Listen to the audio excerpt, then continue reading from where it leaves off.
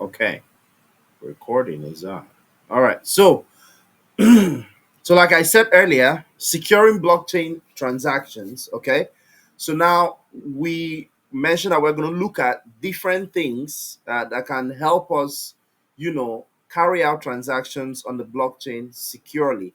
Now we have talked about transaction privacy and anonymity consideration. So the blockchain is built to be transparent. However, it could compromise user privacy. So, what are some of the various techniques that we have or have been developed to ensure that users carry out transactions and still maintain their privacy? The same, the core design of the blockchain. You carry out a transaction, and nobody has any idea that it's you. 1 second. Okay? So now, the first technique here that we find is stealth addresses. What is a stealth address? Well, a stealth address is a one-time use address generated for each transaction, ensuring that the recipient's actual address remains hidden. Now, why is this a technique that is used to maintain user privacy? So, for example, if I send a transaction to, let's say, Mr. Emmanuel, okay, my transaction address will show and he will see where this funds is coming from. All right. Now, anytime you search for that address in the ledger, the blockchain ledger, all the transactions that have been done using that address will be visible because it's the blockchain, it's transparent, everyone can see it. Is in the first place, we wouldn't want to even try to hide our addresses. But for some reasons and for some certain situations, there may be need for such privacy to be maintained.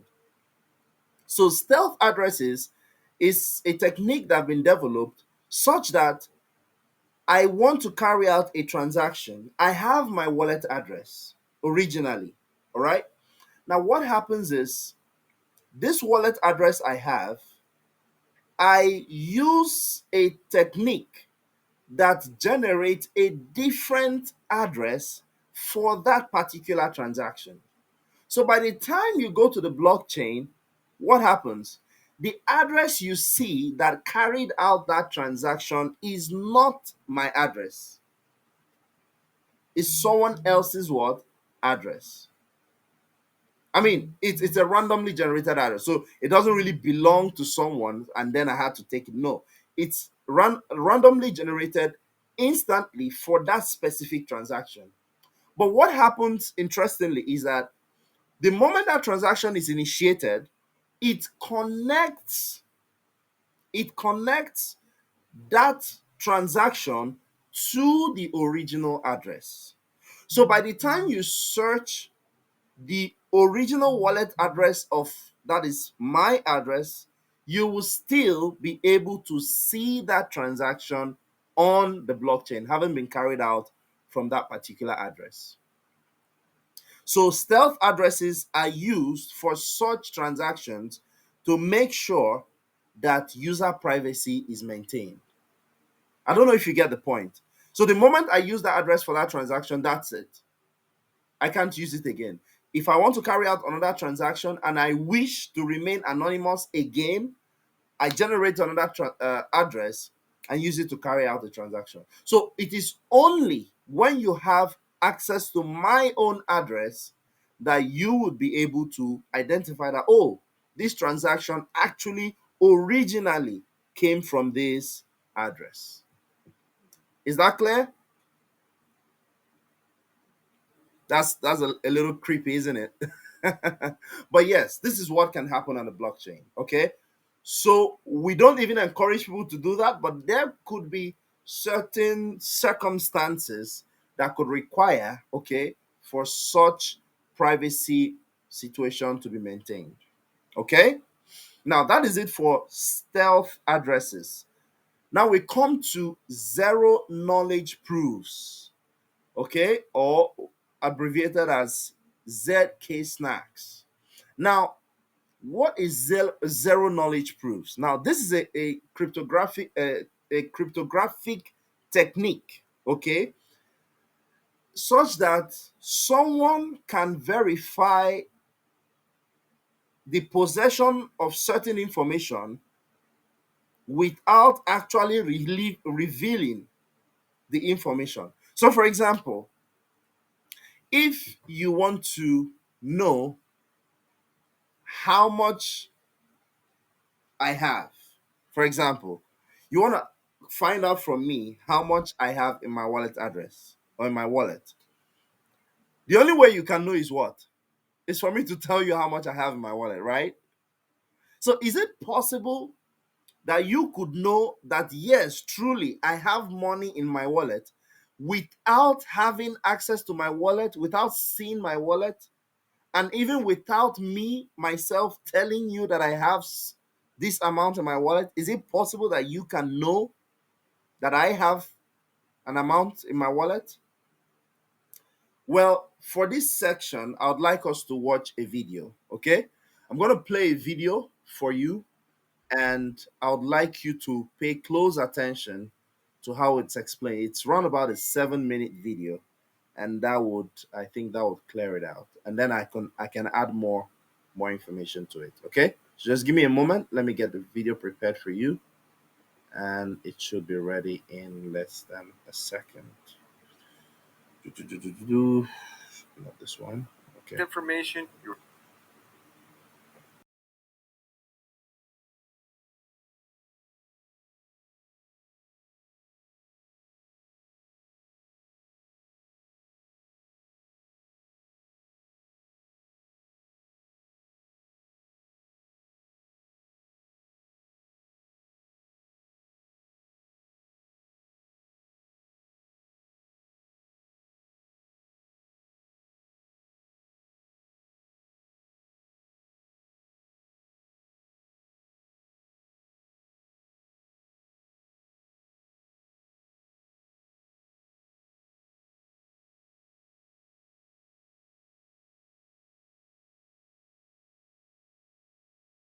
All right. Can you see my screen now?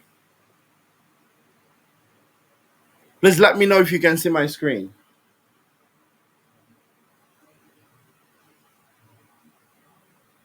Claire, can you see my screen? And let me know also if you can hear the audio. Hey there, imagine this. You have a top secret code that opens a mysterious. 1 second. Can you hear the audio? Let me just make sure you can hear the audio. Okay, so let me know if you can hear the audio, please. Door in a cave. You're willing to sell the code to your friend Jerry. However, you want to prove to Jerry.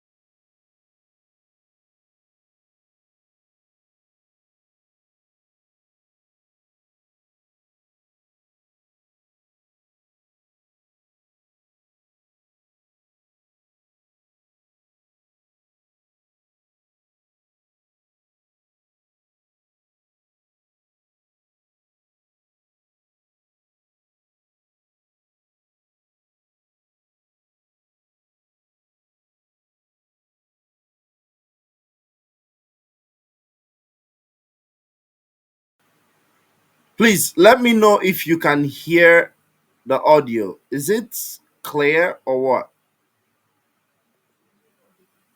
Someone said we cannot hear. Um, just 1 second. Make sure. Okay, anymore. Huh? We cannot hear it. When we started, we were able to hear, but not now. Not It now. has stopped. Okay. Okay. So I'm just gonna share again and see. Okay. Try again. Hey there, imagine this. You Send in have a chat if you top can secret hear. code that opens a mysterious door in a cave. You're willing to sell the code to your friend Jerry. However, you want to prove to Jerry that you have the code without revealing it in any way. Well, wait a minute, is that even possible? Well, what if we told you that it is? Through a method used in cryptography known as zero-knowledge proof. It is a way of doing authentication to prove that something is known without revealing directly the known information. All right, let's get into it. So this concept was developed by a group of mathematicians in the 1980s and has been used by various cryptocurrencies such as Zcash, which, unlike public blockchains like Bitcoin, gives you the option of confidential transactions and financial privacy through shielded addresses. So that seems interesting, right? Well, then let's get back to our mysterious cave and see how this whole concept of zero knowledge works.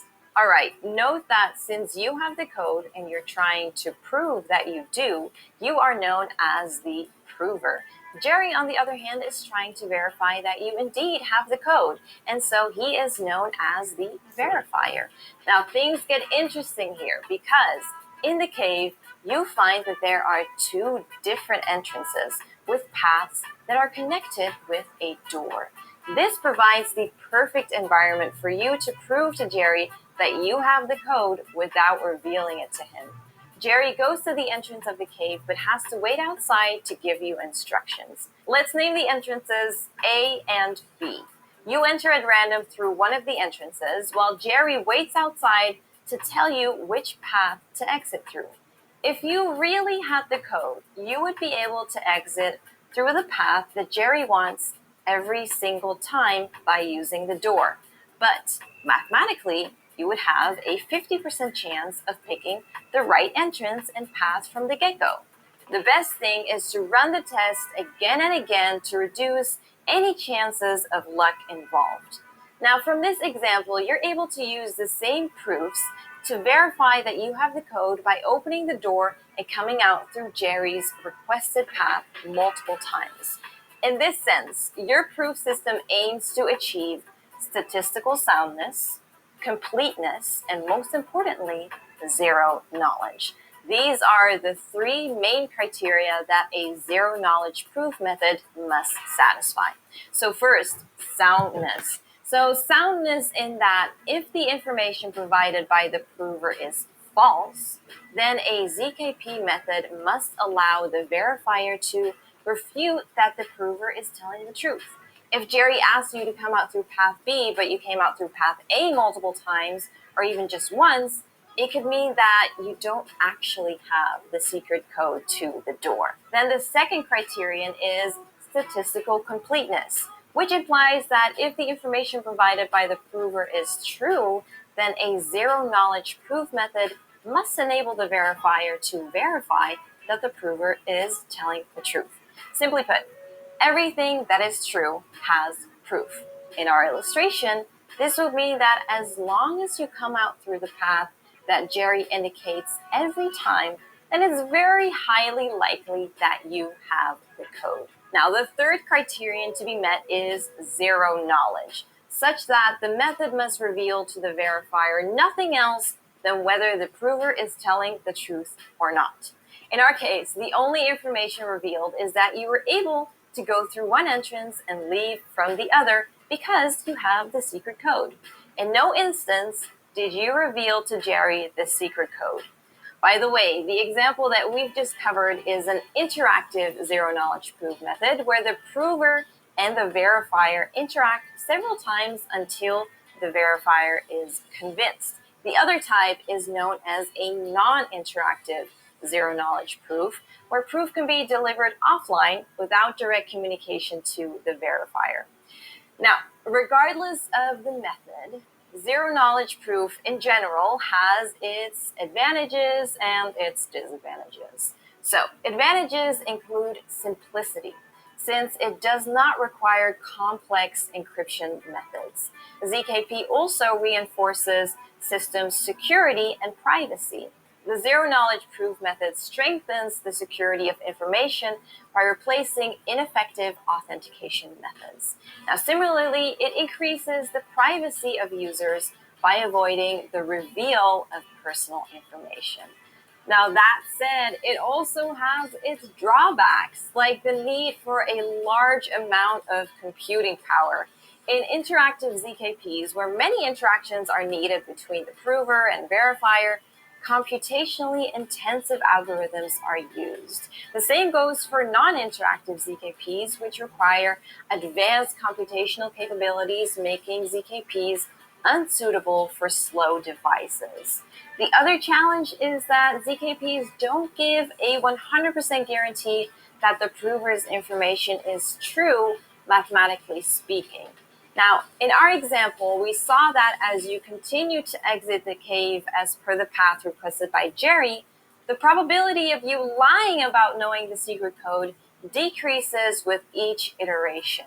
However, it can never reach zero to give a 100% guarantee. So then, what about its applications? ZKP has already been applied in many industries, including crypto. For instance, Zcash uses a type of zero-knowledge cryptographic method to introduce more privacy to its blockchain. Unlike public blockchains like Ethereum and Bitcoin, it provides complete privacy when it comes to transactions. Zero-knowledge proof is also applied in sectors such as finance. The ING Bank uses a type of ZKP that allows users to prove that they have a secret number that lies in a known range. For example, a mortgage applicant could prove that their salary sits within a certain range without revealing the exact figure. ZKP can also be applied in authentication, where users can be authenticated without exchanging secret information such as passwords. Overall, ZKP is a concept that points us in the right direction technology-wise, especially in this digital age where platforms collect our data and sell it for profit. So, what do you think of zero-knowledge proof? Do you believe it will catch on going forward?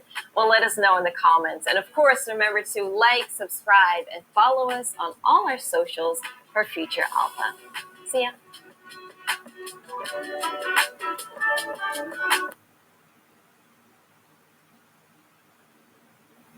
Can you guess?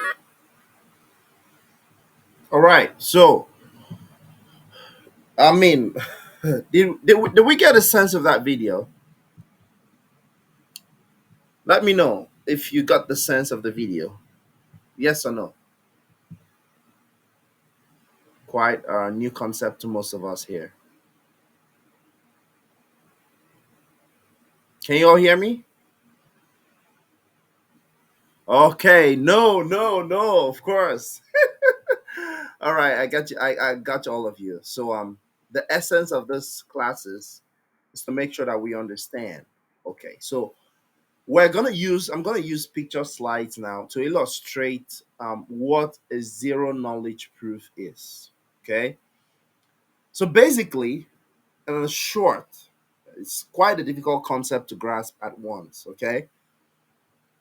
Zero knowledge proof is simply a technique that allows someone to verify that an information is correct or false without actually getting hold on that information. For example, how can I tell that the color of a cloth is either white or black without actually seeing the cloth? This is a problem, right? So let me share this picture slides with you, and I'm pretty sure this can help us grasp the concept. Okay, just give me a moment. So let's keep it this way, and I'm gonna share my screen now. Share screen. Okay, just give me a moment. Let me save this.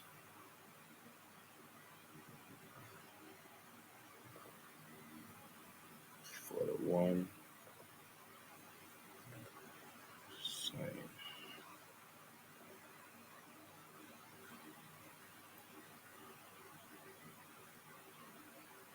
Two, seven, three. Okay, so let me just go now and open up these pictures for you. And I'm gonna share my screen to show you that. All right. So let me share screen again so I can share this window with you.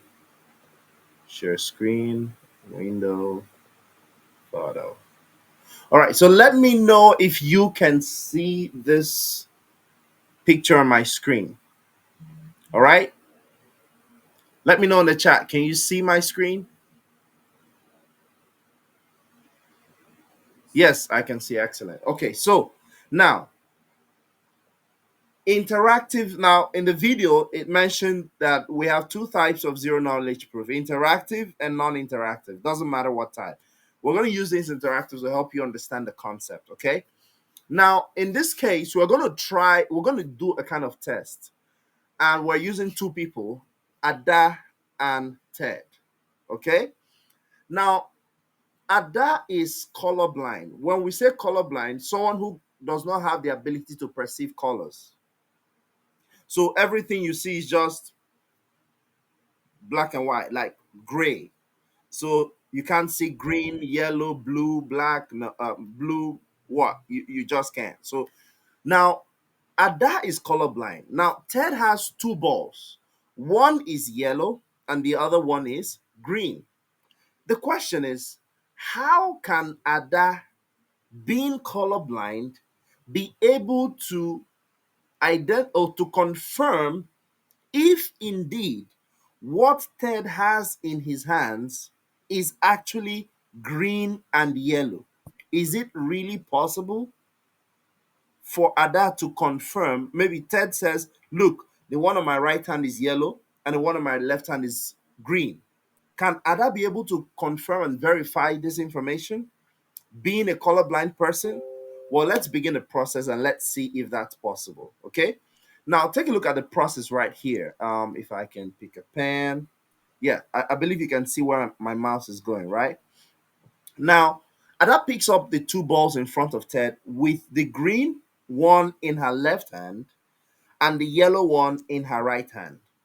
Now she puts her hand behind her backs and tries to switch the balls. Now, by the time those balls are behind her back, Ted cannot see these balls, right? Now, Ada randomly changes the position. Remember, she started with taking one, the green one on her left and the yellow one on her right. Now, Ada asks, after switching the balls, she now asks Ted. Now, looking at, I took the green one with my left and the yellow one with my right. Did the position of the balls change? So Ada, who switched the balls, will know if she changed the yellow one to her left hand, yes, and put the green one on her right hand. She would know that, right? Now, if she asks Ted, and Ted says, if Ted is able to identify the color of each ball, he will know if Ada actually switched the balls or not. True or false? Do you agree with me? Do you agree with this scenario painted? Okay, yes. Okay, I see some chat. Okay, yes, excellent. Now, what's the next process that happens? Sorry about this. Okay, now for the first time, Ada secretly changes the position of the balls in her hands. Then she asks Ted if she has changed the position of the balls in her hand. Now, if Ted's answer is yes, then Ada has a 50 probability of believing that Ted can actually distinguish the colors of the two balls. So if she had the green on her left and the yellow on her right, and now switched the yellow on her left now and the green on her right, and asked Ted, tell me, did I switch the balls or not? If Ted says yes, then she has a 50% chance of believing that Ted can actually distinguish the two different colors of the balls. Okay? Now, that's the first situation that happens. Now, Ada can also test a second time. She takes the ball back again, And if she switches it, okay, she actually changes the position and asks Ted, and Ted says no, that she didn't switch it, then it means the chances of Ted identifying the ball has now dropped down to zero. But if Ted says yes, if indeed she switched it, then it means the probability of her believing that Ted actually can identify the colors of these balls increases to what? 75%. This is now, remember, Ada has two balls in her hands. She cannot distinguish the colors.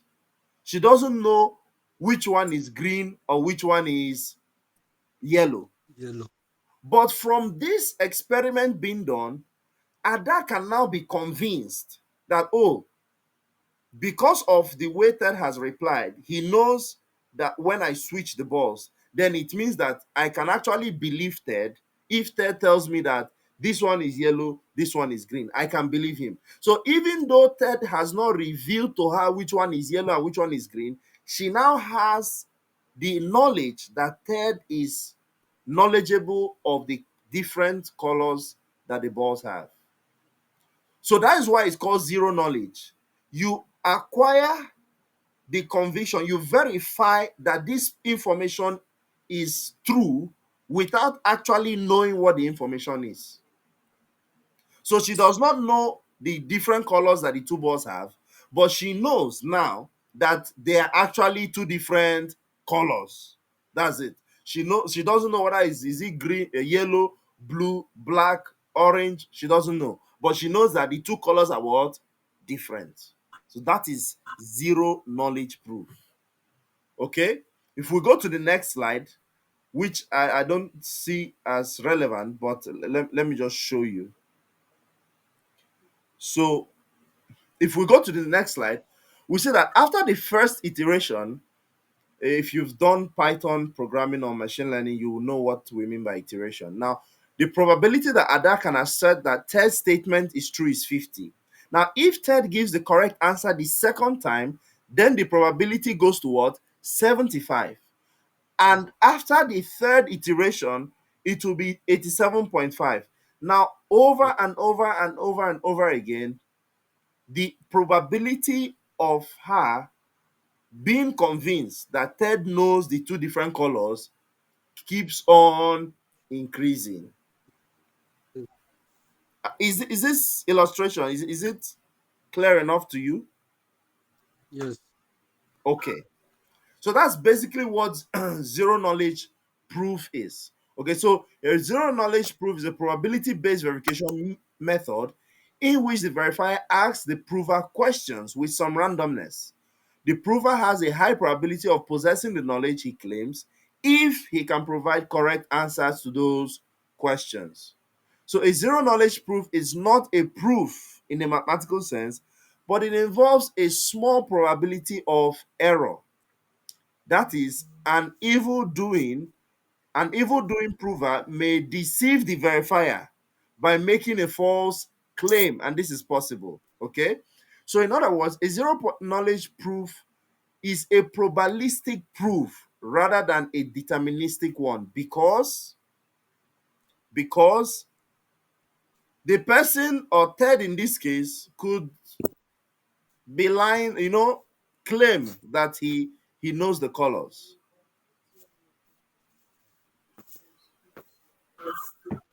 Can you still hear me? Am I still visible and audible? You're audible. You can hear me. No, that's not. um I can't see the chat even. Okay, someone says yes. All right, so that's basically zero knowledge proof. So there are three basic things that is involved in this particular technique. First of all, the completeness. If the prover possesses the relevant knowledge, then he can pass the verifier's verification due to the random questions that will be thrown. Okay. And then soundness is if the prover does not possess the relevant knowledge, then he cannot pass the verifier's verification. That is, the probability that the prover deceives the verifier is what? Negligible. Okay? And then the zero knowledge, the prover reveals only to the verifier whether or not he possesses the relevant knowledge during the interaction without revealing any additional information about. So this is exactly, now the question is, how does this actually work in cryptocurrency and cryptocurrency transactions? How does it work? Well, it's pretty easy. In zero knowledge proof, and this practically happens with smart contracts. Okay, so how is someone able to, for example, you are in a smart contract that is trying to verify that Mr. A, okay, Mr. A possesses this amount of money. So he's saying, okay, if Mr. B does this, then Mr. A should send this amount of money. So a smart contract using zero knowledge proof will be able to determine, based on certain algorithms, that indeed, if Mr. A does this, then indeed Mr. B has this exact amount of money requested to be given to Mr. A. So even before Mr. A carries out the action, zero knowledge proof is able to use this algorithm to determine that this amount to be requested in the future is what? Available. You may not understand this concept, but as we proceed, perhaps when we start some projects, then we can be able to determine and see how these things work. So, but this is one other aspect of transaction privacy and anonymity. Remember, that's the point we are talking about. Okay. Now we'll talk about ring signatures and, okay, sorry, I need to share my screen again.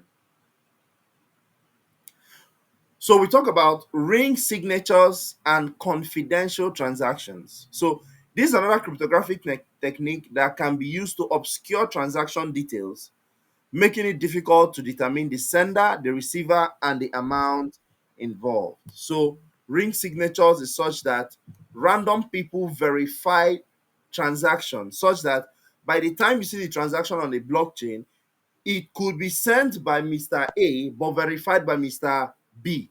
So you could be seeing the verifier's address instead of the original sender's address. These are things that have happened to make transactions difficult to trace. But remember, we said this information is intended for positive use, not for any criminal activity. Okay?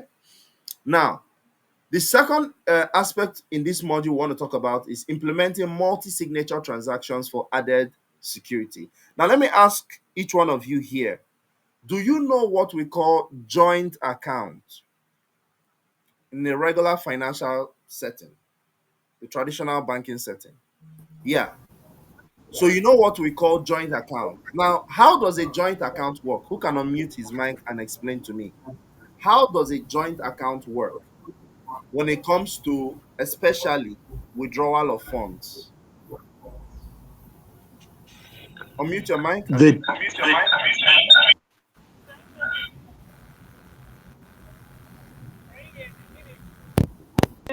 Me.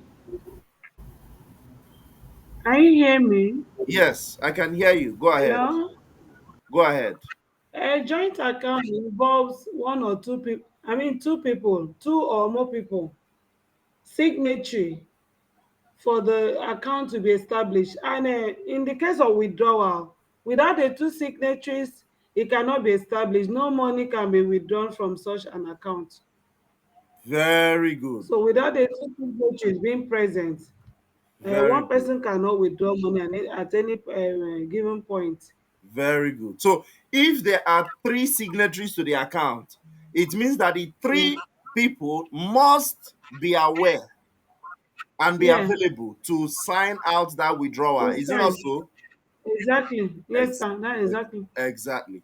Now, did you know that this same concept has been done on blockchain? When it comes to blockchain transactions, we can have what we call, it's describe, we would call it joint account in the traditional financial setting, but in blockchain we call them multi-signature transactions. So these are transactions that enhances security by requiring multiple private keys to authorize a transaction.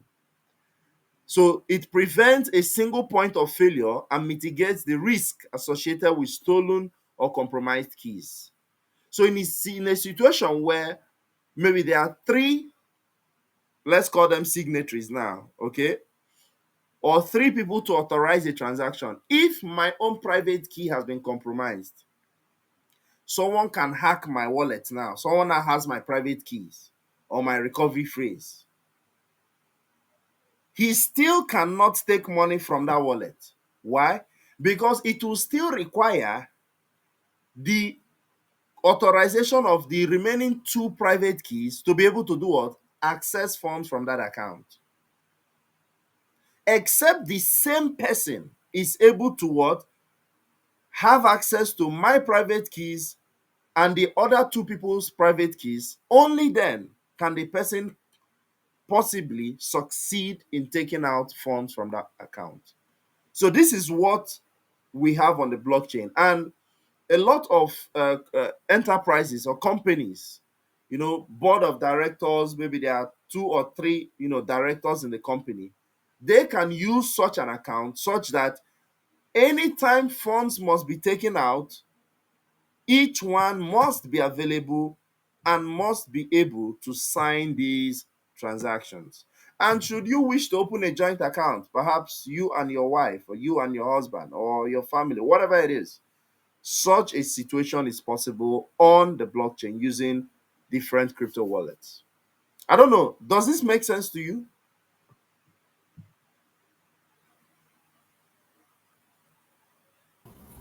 Yes, but my question is, um, if I have an existing private key and if I want to update it to multi-signature, is that possible? Yes, that is possible. That is possible. So you can add your wallet to a multi-signature wallet, such that you make the wallet a signee, okay, to that multi-signature wallet. Okay, so there must be Okay. more than one wallet involved in this case. You must have at least two signatures or signatories to that wallet. So, like we said, businesses can implement multi-signature wallet for financial transactions, ensuring that critical decisions involving the consensus of multiple authorized individuals. Okay, so if they have to make a decision to take out funds from for the company for whatever use, everybody in charge must agree and sign that transaction. Another way it can be used is for escrow services. Okay, so for example, I want to buy something from someone in UK. The person claims to have the goods, and I have the money. I don't know the person. Hence, there is an escrow service that says, okay, pay this money, and then it will be I will sign the transaction, and then unless the second signatory to the account signs, only then can the money be finally released. So by the time I sign, it means that I have agreed that the money should what? Be deducted. So until I receive the goods from that person, only then will the escrow member sign that transaction to allow the money go to the person. I don't know if it makes sense. Because in this case, the escrow partner cannot even attempt to take the money, because I have signed the transaction to be sent to who? To the seller. So there's nothing he can do. There is no benefit. The only thing is I have to pay him his service fee, with his 1%, whatever it is, for that transaction to go through. But it serves as a security to make sure that until I receive these goods, only then can he sign that transaction. See? Lots of beautiful applications of this multi-signature. And then decentralized autonomous organizations, DAO, often utilize multi-signature wallets to distribute funds and execute proposal based on predefined voting mechanisms. So people who are perhaps an organization creating a particular cryptocurrency token, they have to, use such a method to be able to decide how funds go out and come in. Now, the third point, protecting against transaction replay attacks and double spending. There have been a lot of such, situations that has happened in the crypto space, and that is why such these techniques have been introduced to curb those situations. Okay, ensuring the integrity of blockchain transactions requires safeguards against replay attacks and double spending. Well, what is replay attacks and what is double spending? Well, double spending in this case is even what blockchain has come to assist in the traditional finance. Imagine a situation where, I'm sure it has happened to some of us. You send money from your bank account to someone else's account, and it tells you that the transaction has failed. And you look your account, you still have the money, and in your mind, oh, the money actually didn't go. And then what happens? You send the money again, only for you to realize that the original one had gone and the second one now has also gone. That is what? Double spending.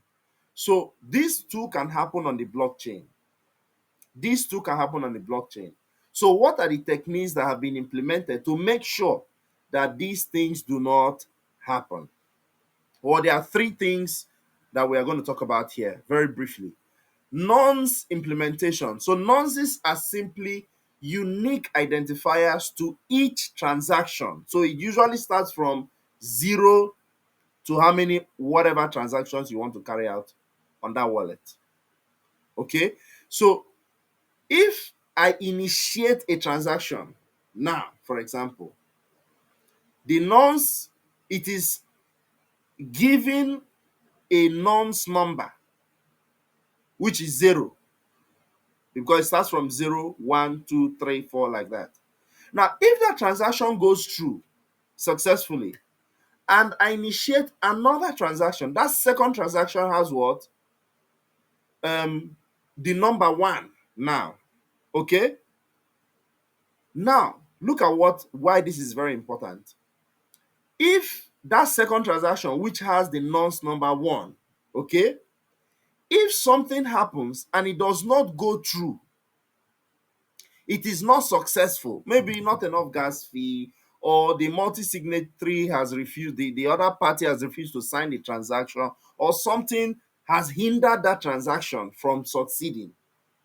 By the time I want to carry out another transaction, okay, it will have the nonce number 2. Sorry, it will have the nonce number, yes, 2. Okay, and it will so the first one went successfully, the second one did not go, so it will have the nonce number. Kindly mute your mic, please, Mr. James. All right, thank you.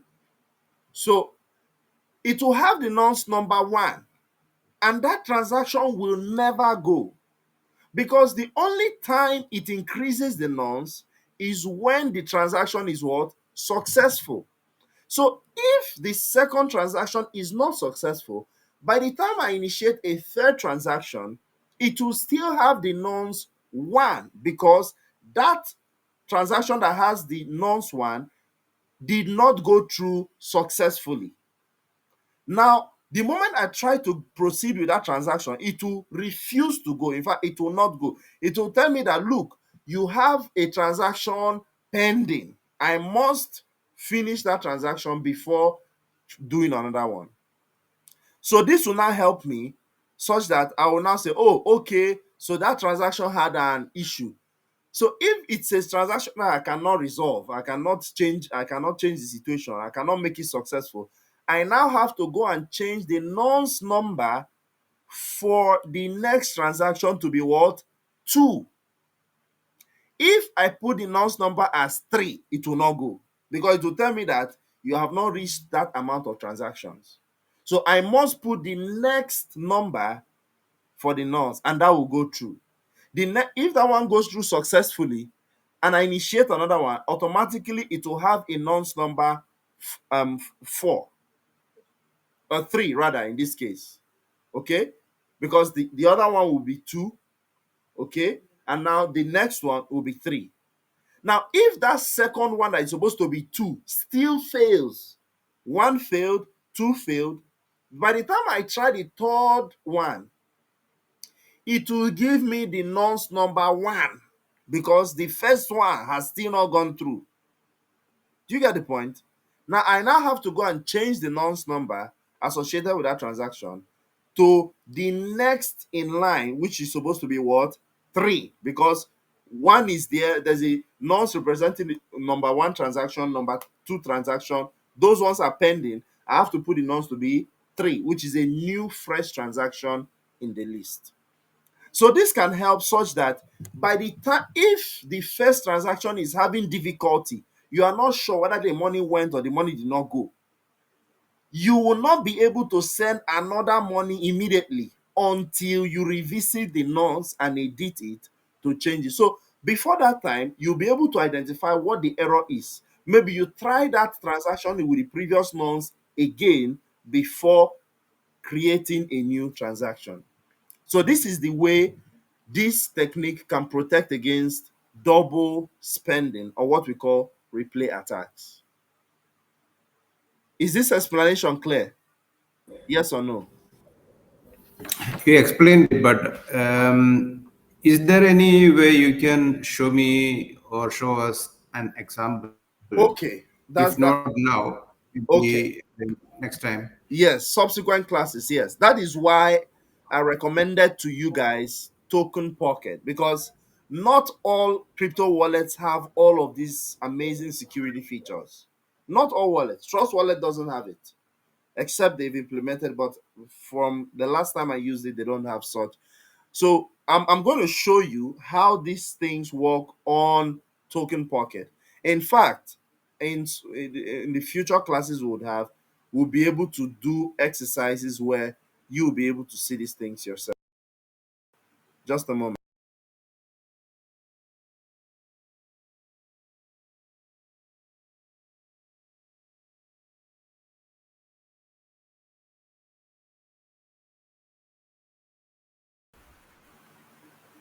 Okay, can you all hear me? Am I audible? Yes, yes, we can. Okay, okay. So we're going to look at that in the future time. We're going to look at that in the future time. Like I told you, this course is limited. Like I told you from the starting, all that you see is not all that there is. There is so much expansion to this information and more practical applications to them. So hopefully we'll be able to achieve a few. And for those who will be interested in more, can go in for the paid version. All right. So the next one is fork management. Now, in the proof of work, you remember what proof of work blockchains are? Who can remind me in this class, please? When we say proof of work, how do we determine that consensus mechanism? Proof of work, proof of work. Please, either you raise your hand or you just unmute your mic and speak. You're in a class. Go ahead. Proof of work. Who remembers what we explained proof of work to be? Expo, it is a consensus mechanism, but how does it work? Explain, please. This involves mathematical puzzles. Yeah, solving mathematical puzzles, right? And that requires high computational power, right? Different from proof of stake, where the amount of staked coins is what determines, the revenue or the benefits. Okay, lovely. Now, in the proof of work blockchains like Bitcoin, the longest chain is considered valid. Now, miners are incentivized to extend the legitimate chain, making it extremely challenging to execute a successful double spending attack. So, what does this mean? When we say longest chain, remember, different blocks makes up the blockchain, right? Now, it is saying that the The chain, because what we say blocks, what makes up these blocks? Transactions. So the longest chain, no doubt, has the greatest number of what? Transactions.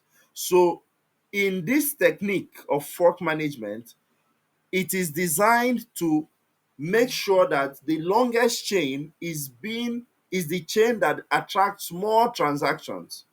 So instead of to add and create new chains, we continue adding transactions to that chain, making it more, you know, solid or consolidated. Like we explained in the previous classes, we said the more transactions pile up on each, chain, forming a long chain, the more authentic, the more certain or authentic that record or yeah, that record on the blockchain is. Okay, so that's basically how fork management works, and that helps to avoid this problem of double spending, because each transaction that is recorded in the chain has been verified.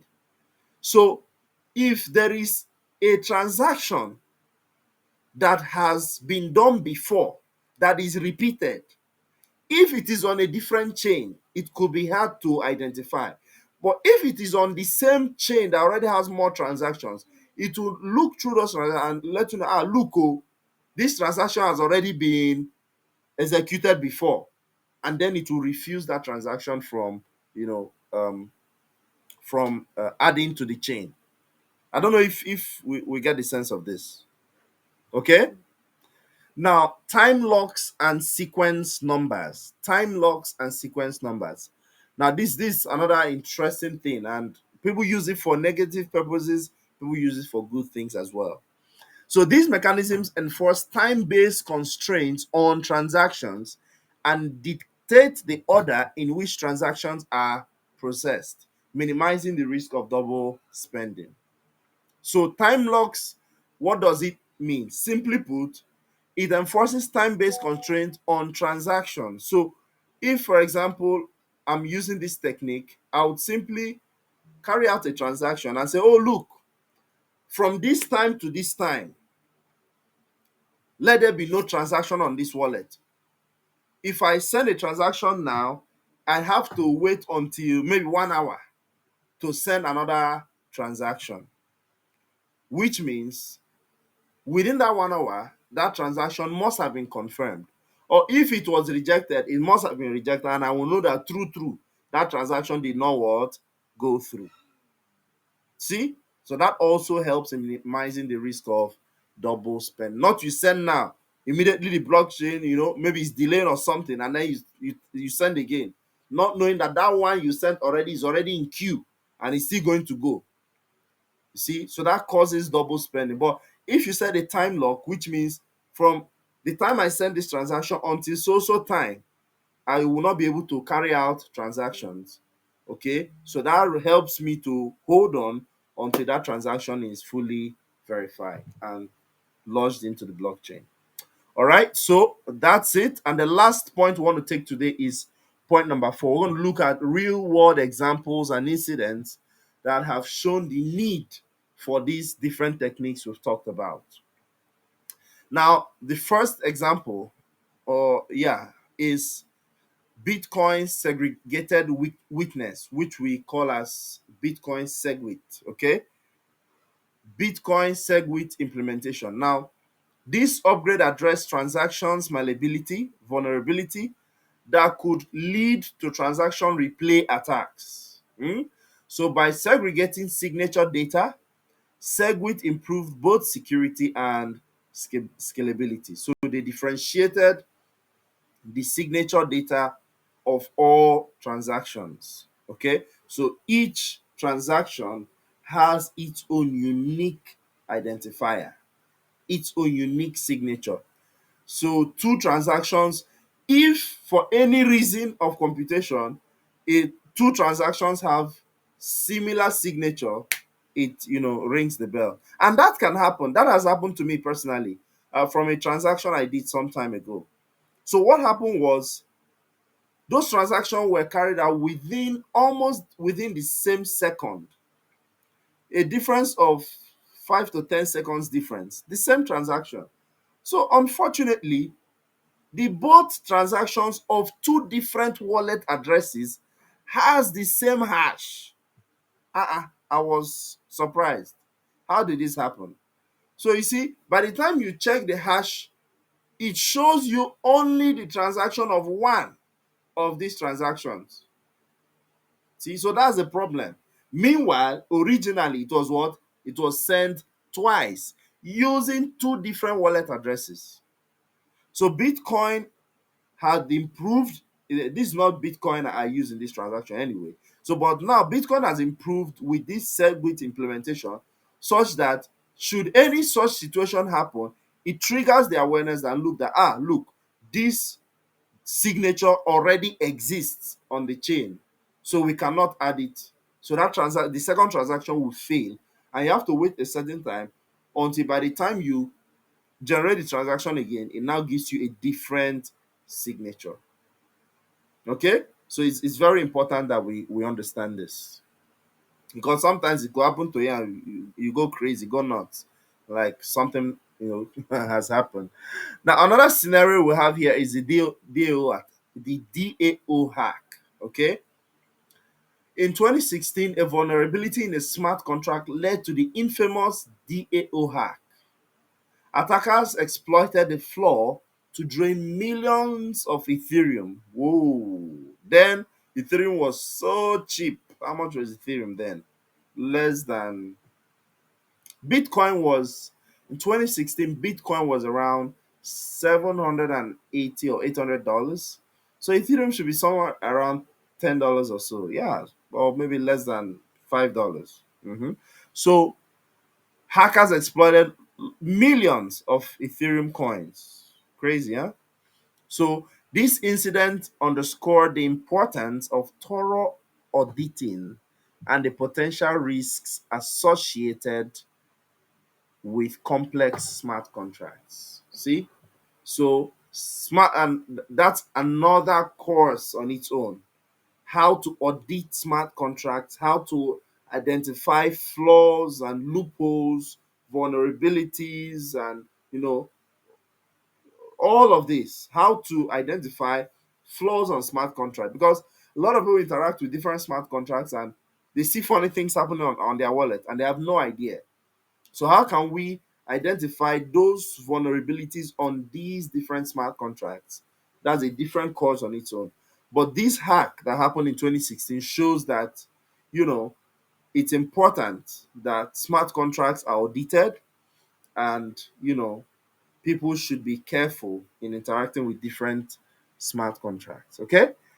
Now, another incident situation here: privacy coins like Monero and Dash, privacy-focused cryptocurrencies like Monero and Dash, and also Zcash, like we saw in the video, prioritize transaction privacy by employing advanced cryptographic techniques such as ring signatures and coin join, making transactions significantly more difficult to trace. So some of the points we talked about earlier are like ring signatures, stealth addresses.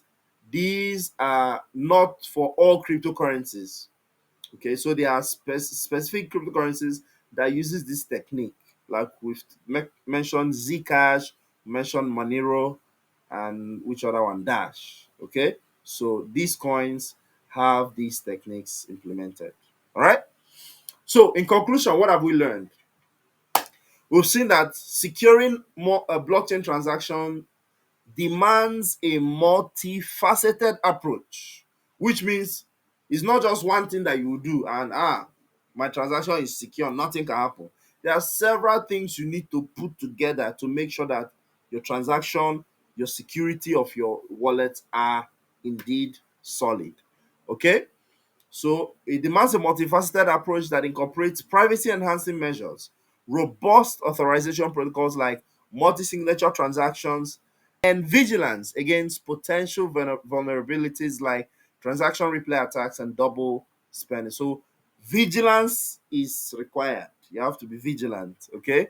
And some of these techniques can be doing the vigilance for you, like nonce implementations, you on wallets like Token Pocket. Yeah, I use that, and that has helped me a lot of times. That's very helpful.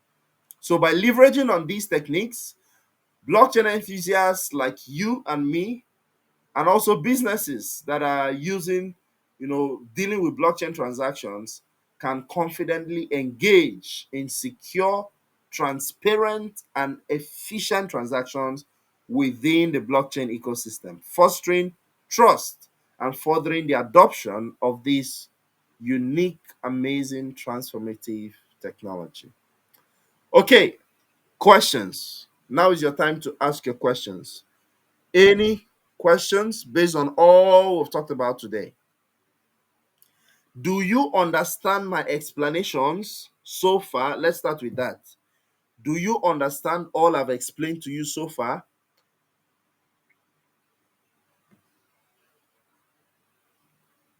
I need to see some messages in the chat or some hands being raised or audios being unmuted. Are my explanations clear to you or are they confusing? Please let me know. I need your feedback. It's very important.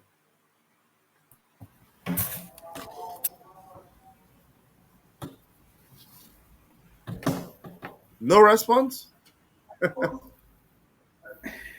Can you even hear me?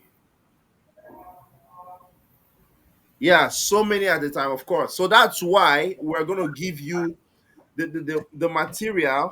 The course material is going to be posted on the classroom, Google Classroom. So we're endeavoring to take one module per session so that we can cover this, within the time frame. We're already past 1 month in this class, in this course. It's past 1 month, and we are looking at finishing within 2 months, or max 2 months and a week or so. So we want to try to finish up as well. All right. So for now, for those who are interested in the paid course, it's up to you. So how do you want it to go? How long, how short, how much? It's up to you. So it's more flexible. But I'm sure that if you are able to take your time after this classes and go through, the materials, you'll be able to understand you'll be able to understand it better. Okay. So our website, like I've shared in the group before, you can easily access our website and be able to apply for which course you are interested to apply for. Let me just take a moment to show you this here. All right, let me just take a moment to show this to you. 1 second.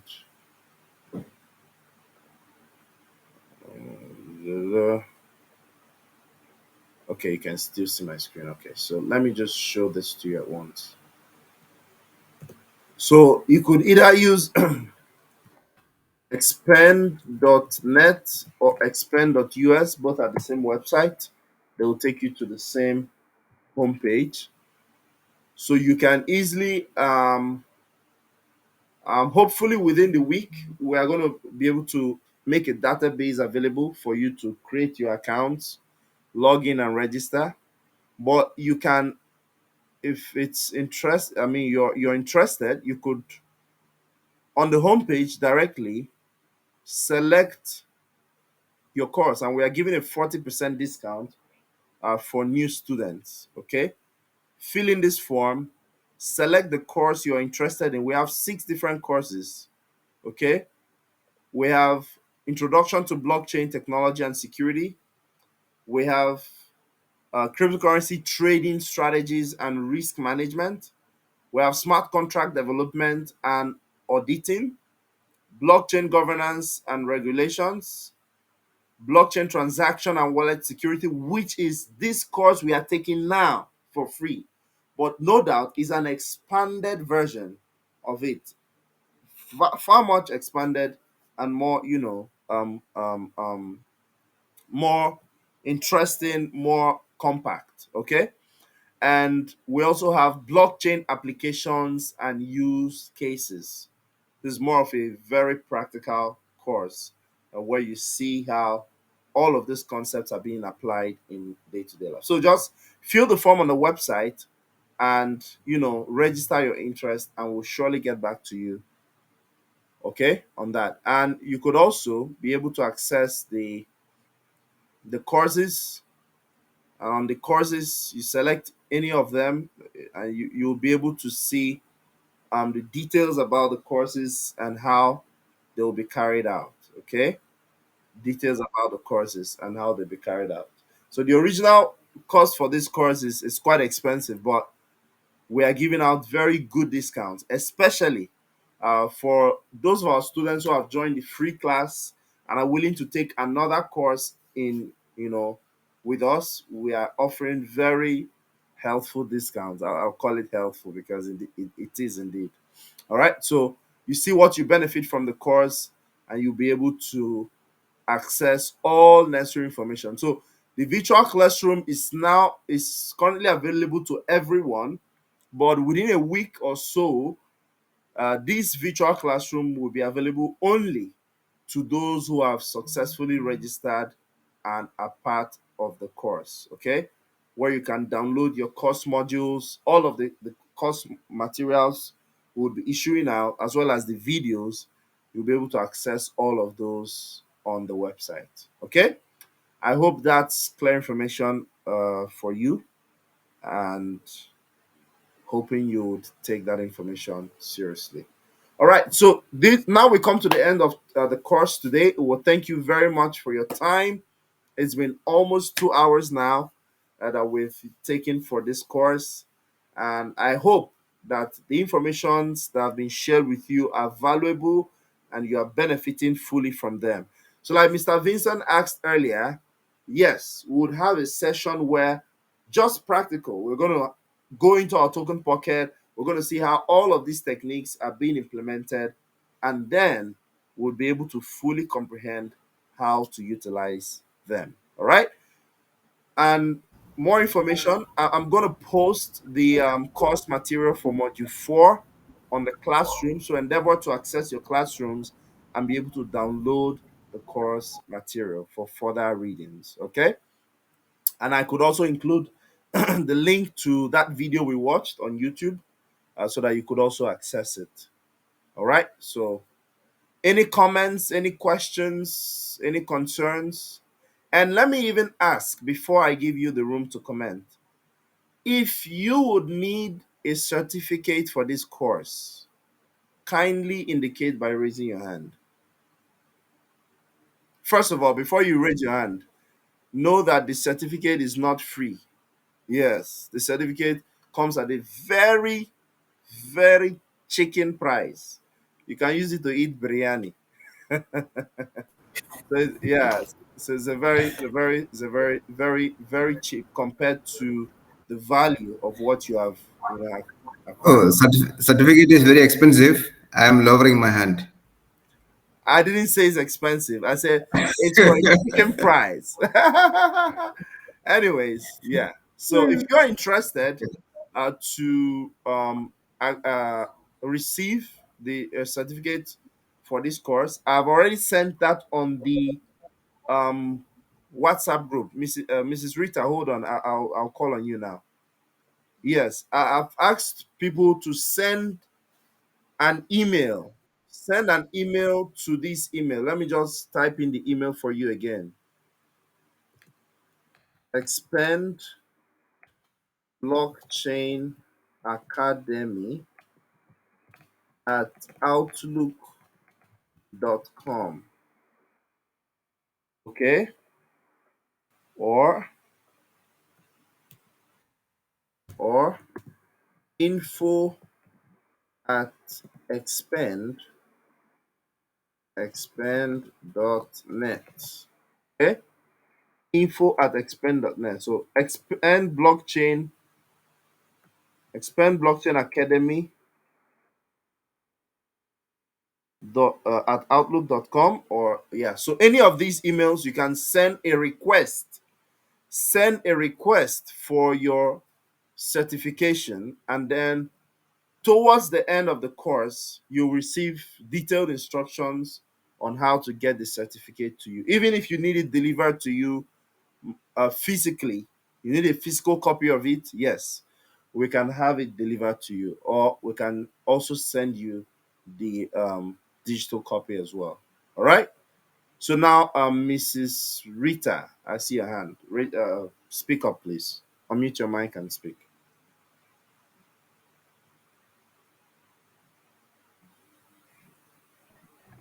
Yeah, good evening once again. I wanted to find out how much is it? That will be communicated once you declare your interest via the email. Okay? Okay, okay. All right. Yeah. So you should have seen the email on the chat. Okay. All right. Okay. Someone else? Okay, no hands up again. So any comments, questions, concerns? Anyone? Can I say something, please? Yes, please. I really don't understand so many of the terms this evening, but I just feel that when I go through it again, I will. So I didn't want to ask questions because so many of the terms are very new to me. So it's just like maybe by the time I go through it the second time, I should be able to understand it. That's why I didn't ask question. But looking at it, I think it's a good thing. But then I've not really understood the terms very Okay. well. Okay. Hopefully, So I believe I will. okay. So for because of what you've just said, I'm going to do something for all of you. So I'm going to post the module 4 course material in two versions. I'm going to post one, which is the one we've just learned from, and I'm also going to post a simplified version of it, explaining Okay. each of those terms in a very simple, language, so that it's far more easier for you to understand. I'm going to make that effort and do that. You're going to see that on the classroom tomorrow. Okay. Okay. All right. Thank Thank you. All right. Welcome. Most welcome. Mr. Linus, I see your hand up. Good evening, class. Good evening. Good evening, sir. Uh, Mentor, I really appreciate your your teaching. I enjoyed it.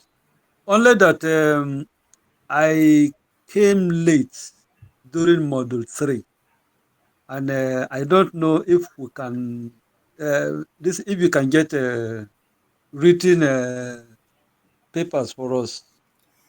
So Will it be possible? the module three course material is in the classroom. It's uploaded there, and in fact, the course lecture videos are also available. So endeavor to access your Google Classroom and search through all the posts. You'll see module 3 course material being posted. Okay. Okay. Yes, you'll see it there. You can take a look. You can even download it, and also go to our YouTube uh, page. You'll see the video for module 3 module 3 course video. You'll see it there. Okay. Then my other challenge is I I have been finding it difficult to send my assignment. I don't know the aspect that I've been getting wrong in the course of sending. Anytime I try it, I find it difficult to. So I don't know if my second assignment and third assignment has gone. But at my end, it seems as if it's gone. I don't know. 1 second. Let me just quickly confirm that. So among those that have been graded is, oh yeah, no. So your assignment didn't come through. So what's gonna happen is go to um, go to our YouTube link. There's a video there. Okay, there's a video that can help you. There's a video that can help you know how to send your assignments. Okay, So let me just, the thing is, I've watched that video over and over, and I don't know where. I don't know the aspect that I'm missing. I've watched it over and over. I tried it. I I went out of the class and then went in, but sending it, I don't know where the aspect that I'm missing. but have you been able to see the assignments? Yes. I have seen the Okay. assignment. So the I have problem done you the had assignments. was editing the assignment to put in your questions, Yes, right? yes. Okay. For this particular module 3 that just passed, that was a technical issue. And apologies, I realized that, and I apologize for that. So students were not able to edit that document. Yes, that was the case, and that was why you had that challenge. So apologies. I'm going to Yes. just skip that for you all. Okay, so apologies for that. Hopefully, Thank, in the next assignments you receive, you'll be able to edit it and follow the instructions from the video. Okay. thank, All right. All right. So yeah. Any further questions? It's less than 2 minutes to our closure time. In the absence of any further comments or questions, we want to say thank you very much for your time today and have a good night, everyone. Good night too. Good Good night. night and thank you so much. Thank you as well.